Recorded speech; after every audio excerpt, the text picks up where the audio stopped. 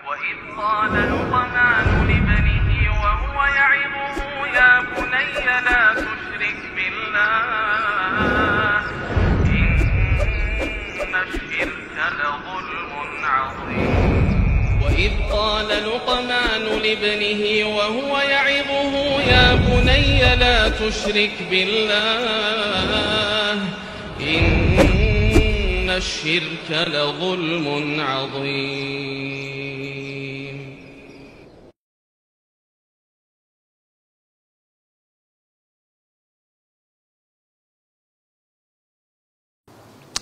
Bismillahirrahmanirrahim. Assalamualaikum warahmatullahi wabarakatuh. Innal hamdalillah nahmaduhu wa nasta'inuhu wa nastaghfiruh wa na'udzu billahi min shururi anfusina was sayyiati a'malina. May yahdihillahu fahuwal muhtad wa may yudlil falan tajida lahu waliyyan mursyida. Asyhadu an la ilaha illallah wahdahu la syarika lah wa asyhadu anna Muhammadan 'abduhu wa rasuluhu alladzi la nabiyya ba'dah. Wa qala Allah subhanahu wa ta'ala ya ayyuhalladzina amanu taqullaha haqqa tuqatih wa la tamutunna illa wa antum muslimun. Ya ayyuhalladzina amanu taqullaha wa qulu qawlan sadida yuslih lakum a'malakum wa yaghfir lakum dhunubakum wa man yuti'illaha wa rasulahu faqad faza fawzan 'azima. Ya ayyuhan nasu taqu rabbakumul ladzi khalaqakum min nafsin wahidah wa khalaqa minha zawjaha wa batha minhuma rijalan katsiran wa nisaa'a wattaqullaha alladzi tasaaluna bihi wal arham innallaha kana 'alaikum raqiba. Amma ba'du, inna asdaqal hadithi kitabullah wa khairal hadi hadi Muhammad sallallahu alaihi wasallam wa syarrul umur muhdatsatuha wa kullu muhdatsatin bid'ah wa kullu bid'atin dhalalah wa kullu dhalalatin finnar. Kaum muslimin, kaum muslimat, para pemirsa dimanapun Anda berada, yang mudah-mudahan dirahmati dan senantiasa dilindungi oleh Allah Subhanahu wa Ta'ala. Alhamdulillah, kembali sore hari ini kita kembali bersua dalam program acara serial fatwa seputar anak. Selanjutnya, hal tasqutun nafaqatu bil i'sar. Apakah kalau suami kesulitan, hilang, gugur kewajiban nafkah? Misalnya suami miskin, Masya Allah, subhanallah, miskin sang suami. Udahlah abang miskin kali, udahlah abang gak memberikan nafkah. Miskin kali abang, katanya kepada istrinya, atau nak, bapak miskin kali nak, bapak nggak bisa memberimu nafkah nak, begitu. Ini bagaimana? Apa seperti itu? Perhatikan. Wadh-dhahir Allahu alam anna an-nafaqata la tasqut bil i'sar.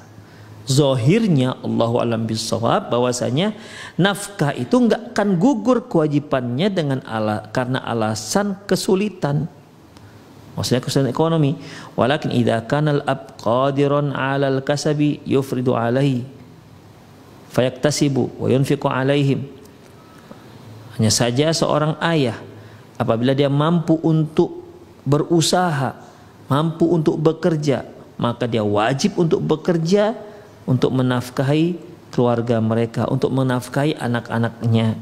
Fa in aba, kalau seandainya si ayah nggak mau bekerja, padahal dia sanggup bekerja, ya. Fa in aba ayaktasiba, kalau dia nggak mau bekerja, wa yunfiqu alaihim, dan tidak mau memberikan nafkah kepada keluarganya, yujbaru ala dzalik, maka dia dipaksa untuk bekerja. Wa yuhbasa, kemudian dia di penjara. Li'anna fil imtina'i mal infaq huna itlafan li nafsi. Karena kalau dia tidak mau memberikan nafkahnya kepada anak-anak kecilnya, ini sama artinya akan membawa si anak pada kematian. Demikian ikhwah. Jadi, kalaupun seorang ayah itu kesulitan memberikan nafkah, apakah gugur nafkahnya? Enggak. Di ayat yang tadi kan telah kita sebutkan bahwasanya liyunfiq dzu sa'atin min sa'ati wa man qudira 'alaihi rizquhu falyunfiq mimma atahu Allah. Barang siapa yang rezekinya sempit, ya dia berikan nafkah kepada anaknya sesuai dengan kesanggupan dia. Yang penting dia harus bekerja. Jadi kalau seandainya si ayah sanggup bekerja tapi dia nggak bekerja, maka pemerintah berkewajiban memaksa si ayah untuk bekerja. Demikian ikhwah.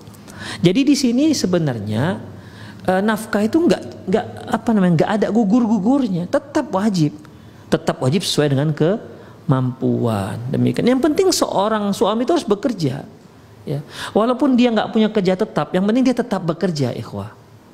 Itu dia. Kita sekarang terkecoh dikira bahwasanya yang bekerja itu harus di kantor, yang bekerja itu harus berdasi, yang bekerja itu harus begaji, pakai gajian per akhir bulan. Sebenarnya tidak, ikhwah. Kalau kita mau bekerja, insya Allah ada yang bisa kita kerjakan. Kita kumpulkan saja botol-botol bekas itu, kita jual, dapat duit. Demikian. Kalau kita lihat tukang-tukang pulung itu juga besar gajinya, kalau per bulan itu berapa. Demikian, ikhwah, kalau dikumpulkan. Ya memang sih gak seperti orang-orang yang berkecukupan, tapi bisa kita hidup, ikhwah. Yang penting kita bekerja. Selama kita bekerja pasti Allah beri, walaupun sedikit pasti Allah beri. Mengenai kehidupan kita, kebutuhan kita itu tinggal kita set sesuai dengan kemampuan kita, ikhwah. Saya sering singgung masalah ini. Kebutuhan kita itu tinggal kita aja yang settingnya. Demikian. Kita nggak bisa makan daging, ya sudah kita makan ikan. Kita nggak bisa makan ikan, ya sudah kita cari ikan yang murah-murah, ikan teri misalnya. Oh nggak juga bisa makan ikan teri, ya sudah kita makan nasi pakai kecap, masih enak, ikhwah. Nasi panas-panas taruh kecap, masya Allah. Ya kalau memang itu yang ada pasti enak. Kecap mahal, pakai garam. Demikian. Ya, pakai minyak jelantah juga. Saya dulu waktu kecil makan pakai minyak jelantah, enak rasanya dulu ya enak. Sekarang enggak. Dulu enak, sekarang enggak. Enak rasanya. Pernah juga makan nasi pakai kelapa. Dulu enak, rasanya enak sekali, memang itu yang ada. Tapi ya dulu ya, sekarang enggak lagi mau saya. Demikian, ikhwah. Jadi ya begitu, bisa. Ya. Buktinya saya sampai sekarang hidup, alhamdulillah. Dan banyak orang melalui tahapan-tahapan seperti ini. Bisa. Nggak ada kelapa, nggak ada minyak jelantah, nggak, udah makan nasi putih. Emang kenapa? Yang penting kan makan. Demikian. Nggak sanggup beli beras, beli ubi, makan, ikhwah. Yang penting makan. Demikian. Ya. Masalah biaya hidup itu kan tergantung kebutuhan kita. Besar gaji kita, besar kita buat kebutuhan hidup kita. Kecil gaji kita, kecil kita buat kebutuhan hidup kita, kan begitu. Gajinya sekian ratus juta misalnya, ya kebutuhannya jadi besar, ya kepingin mobil, kepingin rumah besar, begitu.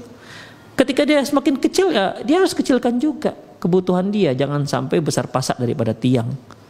Kenapa ibu-ibu yang hebring, ibu-ibu yang sosialita tasnya bisa sampai 100 juta? Karena memang income suaminya mungkin lebih besar daripada itu. Gak akan mungkin dia mau beli tas Hermes misalnya yang puluhan juta, sementara gaji suaminya hanya 2 juta. Maulah dipiting suaminya. Demikian, ikhwah. Jadi kebutuhan hidup kita itu tinggal kita setting sesuai dengan berapa income kita. Demikian juga itu makanan, pakaian juga begitu. Kenapa harus kita beli mahal-mahal? Beli aja yang second-second juga banyak, murah-murah. Ada yang satu pakaian 5.000. Atau kita beli borong, satu lusin misalnya bisa jadi 3.000. Demikian bisa. Kenapa nggak bisa? Bisa. Ya. Demikian. Ya segitu sanggup kita, gimana? Ada bagus-bagus juga kalau kita cuci, kita setrika, ya nggak kalah dengan yang baru. Demikian. Rumah, oke lah rumah. Ya, kalau kita nggak bisa nyewa yang 5 juta, 3 juta, 1 juta. Demikian, ikhwah. Kita nggak bisa. Atau satu kamar aja, yang mungkin satu bulan hanya hanya bulanan kita mampunya, misalnya cari yang bulanan. Demikian, yang bulanan 300.000 misalnya, ya satu kamar, di situ tidur, di situ dapur, di situ sumur misalnya. Ya sudah. Yang penting kita bisa bernaung. Itu, ikhwah. Rahimanallah wa iyyakum. Ya, jadi intinya tidak ada yang namanya gugur nafkah dengan alasan karena si bapak kesulitan, enggak. Tetap wajib dia memberi nafkah walaupun dia dalam keadaan kesulitan. Sesuai dia memberikan nafkah kepada anaknya sesuai dengan kemampuan yang dia mampu. Itu dia. Yang nggak dibolehkan kalau dia nggak mau tahu ataupun nggak mau bekerja. Kalau dia nggak mau bekerja, ini bisa menyebabkan anak-anak kecilnya bisa celaka, ya. Bisa mati karena apa? Karena nggak ada makan. Demikian. Sementara dia punya anak kecil. Wal abu yustaujibu al-uqubah, yustaujabul uqubah. Si ayah itu harus dihukum. Angkos di itlaful walad, karena dia bisa mencelakakan anak-anaknya. Wa fil hadisi an Rasulillah sallam, dalam hadis Rasulullah SAW bersabda, kafa bil mar'i itsman ayyudayya may yaqut. Cukuplah seorang itu berdosa kalau dia menyia-nyiakan orang yang berada di bawah tanggung jawabnya. Ada sini hadis hasan. Demikian ikhwah rahimani Allah wa iyyakum.